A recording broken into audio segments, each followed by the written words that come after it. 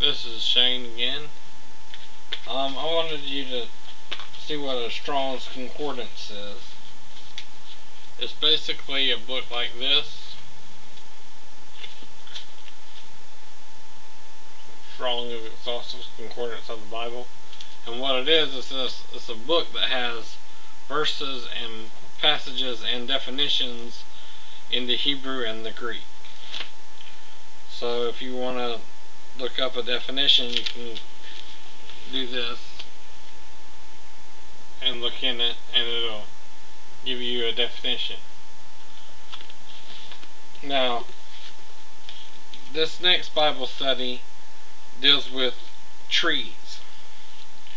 Now, in the Bible, trees don't just mean trees. Trees also represent men. So, for example, in Genesis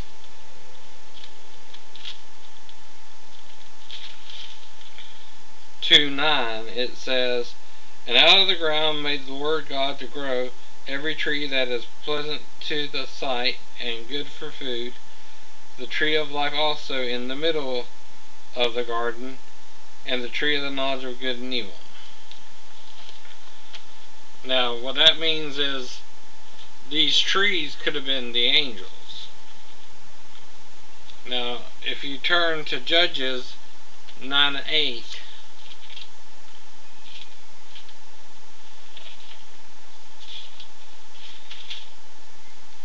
it says, 9:8. "The trees went forth on a time to anoint a king over them, and they said unto the olive tree, Reign thou over us." Now, the thing is, how can trees go out to make a king over them? Only men can do that. Alright, now let's go to Ezekiel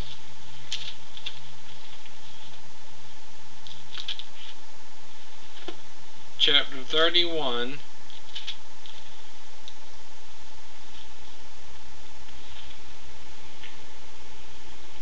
Son of man, verse 2.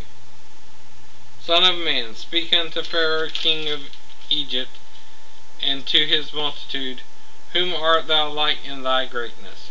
Behold, the Assyrian was a cedar in Lebanon, with fair branches, and with a shadowing shroud, and of an high stature, and his top was among the thick boughs. The waters made him great, the deep set was him up on high, with her rivers running around about his plants, and sent her little rivers unto all the trees of the field. Therefore his height was exalted above all the trees of the field, and his boughs were multiplied, and his branches became long because of the multitude of waters when he shot forth. All the fowls of heaven made their nest in his boughs, and under his branches did all the beasts of the field bring forth their young, and under his shadow dwelt all great nations. Thus was he fair in his greatness, in the length of his branches, for his root was by great waters. The cedars in the garden of God could not hide him. The fir tree were not like his boughs, and the chestnut trees were not like his branches, nor any tree in the garden of God was like unto him in his beauty. I have made him fair by the multitude of his branches, so that all the trees of Eden that were in the garden of God envied him. Therefore thus saith the Lord, because thou hast lifted up thyself in height, and he has shot up his top among the thick boughs, and his heart is lifted up in his height, I therefore deliver him into the hands of the mighty one of the heathens. He shall surely deal with him. I have driven him out for his wickedness. Now, that's comparing Pharaoh to a tree. And even the trees in the garden of God envied him. How can trees envy? Unless it's a metaphor for a human being. Now, finally go to Matthew 3:10.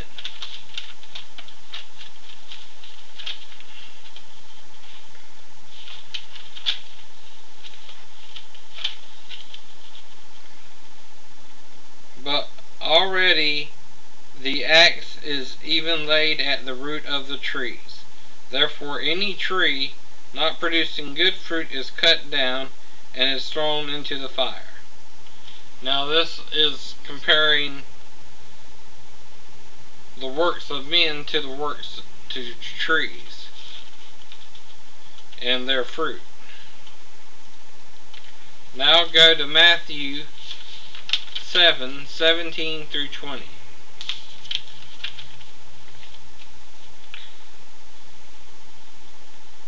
For their fruits ye shall know them.